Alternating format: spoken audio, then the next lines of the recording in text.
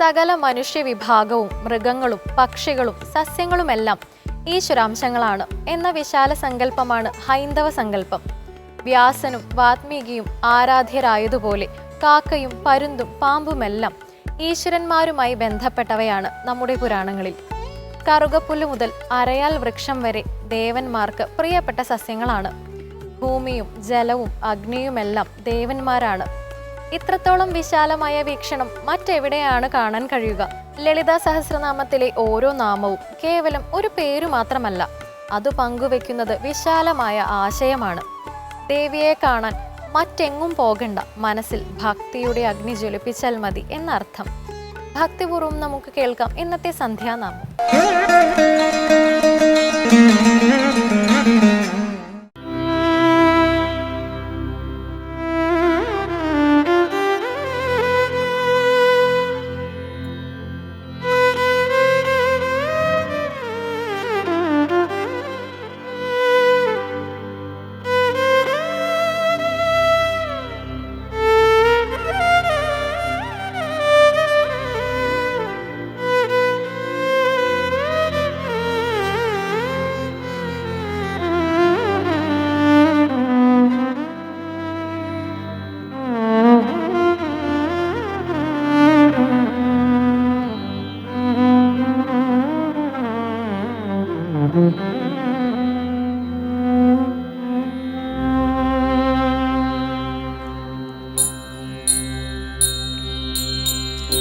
എന്റെ നെഞ്ചു കൊട്ടിപ്പാടണ തോറ്റം പാട്ട്, നിന്റെയുള്ള മലിയണയത് കേട്ട് കേട്ട്, എന്റെ പൊന്നു മുത്തപ്പ നീ ഭഗവാൻ വെള്ളാട്ട്, നിന്റെ കോവിൽ മുൻപിൽ എന്നും മീനൂട്ട്, എന്റെ മുത്തപ്പ എന്റെ പൊന്നു മുത്തപ്പ, മുത്തപ്പ എന്റെ പൊന്നു മുത്തപ്പ.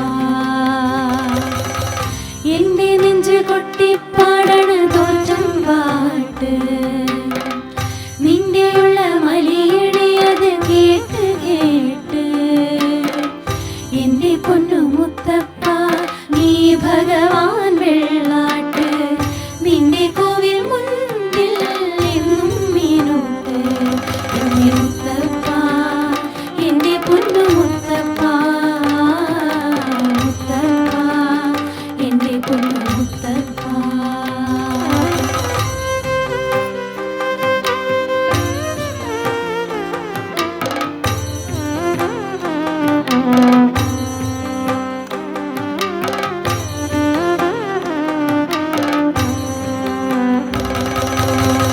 തന്നിടണേ ഭാഗ്യം കാണാൻ നിന്റെ ആറാട്ട്, മണ്ണിൽ വന്ന കൈലാസീശ നിന്നിരാട്ട്, തന്നിടണേ ഭാഗ്യം കാണാൻ നിന്റെ ആറാട്ട്, മണ്ണിൽ വന്ന കൈലാസീശ നിന്നിരാട്ട്, നിന്നടയിൽ വരുവോർക്കെല്ലാം ഇന്നും ചോറോട്ട്, നിന്നടയിൽ വരുവോർക്കെല്ലാം ഇന്നും ചോറോട്ട്, പറശ്ശിനിക്കടവിൽ ദേവാ നിൻ